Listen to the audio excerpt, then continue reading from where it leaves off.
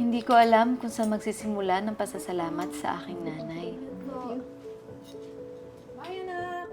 Sa hindi pagtigil sa pag-aalaga sa akin kahit napagod at sa walang tigil na pagsasakripisyo.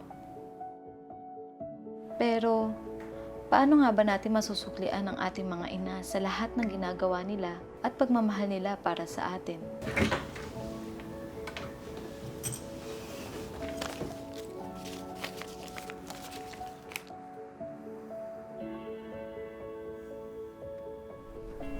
Para sa'yo, Ma. Ha? Hindi ba mahal to? Hindi po yan mahal, Ma. Affordable, komportable, at pang matagalan pa. Merry Christmas, Ma.